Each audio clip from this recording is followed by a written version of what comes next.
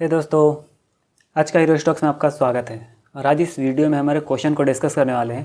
Basically इनका पूछना यहाँ पे है कि ये चाहते हैं अपना इमरजेंसी फंड को म्यूचुअल फंड में इन्वेस्ट कराना, और ये चाहते हैं expected rate of return 6% for over 1 year of period of time. तो ये पूछ रहे हैं कि कोई ऐसा म्यूचुअल फंड है जो 6% से ज़्यादा रिटर्न दे दे 1 साल में, और वो एक इमरजेंसी फंड हो इनका। तो सबसे पहला बात तो कि आपको अपना इमरजेंसी फंड स्टॉक्स में, इक्विटी में कभी नहीं रखना चाहिए। ना जब हम स्टॉक से इक्विटी बोल दिए मतलब म्यूचुअल फंड भी सब में शामिल हो गया। ये इमरजेंसी फंड है, मतलब इमरजेंसी के टाइम में आपको चाहिए होगा। और इमरजेंसी का टाइम वही होता है, एग्जांपल के लिए अगर देखें तो कोविड के टाइम में इमरजेंसी का टाइम था, हेल्थ क्राइसिस से सब गुजर रहा था, या कहें तो उसमें जॉब भी बहुत कोई का छूट रहा था। मैं एक्सपेक्ट नहीं कर रहा हूँ कि आपका भी जॉब छूट जाए, लेकिन कंडीशन वही समय होता है कि उसमें सबका जॉब छूट रहा था। अब उसमें जब आपका जॉब छूट जाएगा तो उसमें आपको पैसे का ज़रूरत होगा। अब उसमें तो मार्केट पूरा का पूरा गिरा हुआ है। अब मानते हैं आप 1 लाख में लगाएं या 10 लाख लगाएं, अब वो बढ़ के पहले 20 लाख हुआ था या 50 लाख हुआ था, वो घट के फिर अगर 12 लाख 13 लाख आ जाए, उसमें अगर आप अपना पैसा को रिडीम कर लीजिएगा तो कहीं ना कहीं आप जो रिटर्न पा सकते थे वो नहीं पा पाइएगा। तो सबसे पहला बात तो इमरजेंसी फंड को कभी भी इक्विटी में इन्वेस्ट नहीं करना चाहिए। इक्विटी कहने का मतलब है ना ही म्यूचुअल फंड, ना ही ETF, ना ही हम डेट फंड को भी रिकमेंड नहीं करेंगे। क्योंकि कोविड के टाइम में हम लोग देखे थे कि फ्रैंकलिन का ही था कि उसका डेट फंड को भी कोई खरीदना नहीं चाहता, उसका प्राइस बहुत ज़्यादा गिर गया था। तो मेरा सजेशन रहेगा कि आप एफडी बोलते हैं, बैंक में रखिए, सबसे बेटर ऑप्शन रहेगा अपना इमरजेंसी फंड को, क्योंकि ये इमरजेंसी फंड है, कब आपको ज़रूरत पड़ेगा नहीं पता। अगर आप म्यूचुअल फंड का बात करें कि आप म्यूचुअल फंड में पैसा रखना चाहते हैं, तो जब आप रिडीम कीजिएगा तो उसमें भी टाइम लगता है, 3 दिन 4 दिन 5 दिन, कभी कभी 6-7 दिन लग जाता है अगर छुट्टी हो गया तो हो सकता है कि आपको अगर मान लेते हैं, सपोज मान लीजिए कि एक्सीडेंट हो गया, अब आपको ज़रूरत हो पैसा आज के आज, बैंक में अगर पैसा पड़ा रहेगा तो आप अपना ऑनलाइन ट्रांसफ़र कर सकते हैं, तुरंत सब कुछ हो जाएगा। लेकिन अगर मान लेते हैं आपका पैसा म्यूचुअल फंड में लगा है या कहीं और इक्विटी में लगा है, डेट फंड में लगा है, तो वहाँ से आपको रिडीम करने में भी टाइम लग जाएगा और इमरजेंसी फंड फिर कोई काम का नहीं रहेगा। तो इमरजेंसी फंड को इसीलिए इमरजेंसी फंड कहा जाता है क्योंकि वो इमरजेंसी के टाइम पे काम आता है।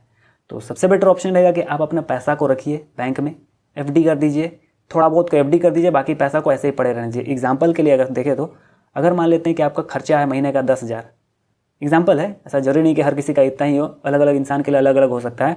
अगर मान लेते हैं कि आपका खर्चा है, मान लेते हैं 10,000 रुपये महीना, तो एक काम कीजिए, लगभग 1,20,000 रुपये को अलग रखिए पहले। अब उसमें से आप क्या कर सकते हैं कि 60,000 का FD कर दीजिए और 60,000 को एज ए आइडियल पड़े रहने दीजिए बैंक अकाउंट में। बेटर ऑप्शन रहेगा, क्योंकि कब कैसा कंडीशन हो जाएगा कोई नहीं जानता, इसीलिए बेटर होगा कि पहले तैयार रहें। वो जो 60,000 था उसमें आपको लगभग 6% के आसपास रिटर्न मिल जाएगा FD की वजह से, और बाकी जो बचा हुआ है, जैसे अगर हम पॉलिसी बाजार का साइट में जाएँ तो वहाँ हमको दिखता है कि पॉलिसी बाजार का साइट में अगर हम जाएँ तो हमको दिखता है कि सबसे ज़्यादा जो रेट ऑफ रिटर्न दे रहा है वो कोटक महिंद्रा बैंक दे रहा है, सेविंग अकाउंट में 4%, SBI 2.5%, इसी तरीके से कोई ज़्यादा नहीं है, लगभग इसी के आसपास सारा है। RBL बैंक का थोड़ा सा ज़्यादा 6.25% है, फिर भी हम कंसिडर नहीं करेंगे RBL बैंक में रखना, क्योंकि बहुत बार होता है कि बैंक भी पैसा नहीं दे पाता, जैसे यस बैंक का हो रहा था एक टाइम पे कि वो पैसा पे नहीं कर पा रहा था, जिसकी वजह से उसका मार्केट में बहुत ख़राब इंप्रेशन भी जा रहा था। तो इसी तरीके से और कोई छोटा मोटा बैंक हो सकता है जिसका कंडीशन में भी फ्यूचर में ख़राब हो जाए। तो सबसे बेटर ऑप्शन होगा कि अपना पैसा को बड़े बैंक में रखिए या SBI में रखिए, भले परसेंट कम मिले, लेकिन आपका पैसा इमरजेंसी फंड है तो इमरजेंसी की तरह रहना चाहिए। मतलब आपको इमरजेंसी का जब ज़रूरत हो तब वो आपका हाथ में होना चाहिए, नहीं तो फिर वो कोई काम का नहीं। होप आपको समझ में आया होगा। अगर आपको कोई चीज़ समझ नहीं आया तो मैं चाहूँगा कि आप कमेंट में पूछें, और मेरा सजेशन, स्ट्रॉन्ग सजेशन रहेगा कि कभी भी अपना पैसा को कोई ऐसा फंड में मत रखिए जो इमरजेंसी फंड हो आपका, उसको म्यूचुअल फंड, इक्विटी, इस सब में कभी मत रखिए, कभी नहीं, एकदम दूर रहिए सबसे। सबसे बेटर बैंक, उससे बेटर कोई नहीं। और बैंक भी हम कंसिडर नहीं करेंगे किसी प्राइवेट बैंक में जाके आप रखें पूरा का पूरा पैसा, क्योंकि बहुत बार अगर हम कुछ बैंक को छोड़ दें, HDFC, कोटक, ICICI, इस सबको अगर छोड़ दें, तो बाकी छोटे छोटा जो प्राइवेट बैंक है उसमें भी हम कंसिडर नहीं करते कि वो सेफ़ रहेगा। ऐसे सेफ़ ही है, लेकिन फिर भी जैसा यस बैंक का कंडीशन हुआ देखे कि उसका प्रमोटर ही उसको छोड़ दिया, उसके बाद से तो अपना इमरजेंसी फंड का मैं बात कर रहा हूँ, ऐसे आप पैसा रख सकते हैं उसमें, लेकिन इमरजेंसी फंड को मेरा सजेशन रहेगा कि आप सरकारी बैंक में रखें, वो ज़्यादा बेटर होगा। और जहाँ तक बात है FD करने का, तो आपको प्राइवेट बैंक में आप कर सकते हैं, वहाँ आपको अच्छा रिटर्न मिल सकता है as compare to public sector bank या कहें कि सरकारी बैंक।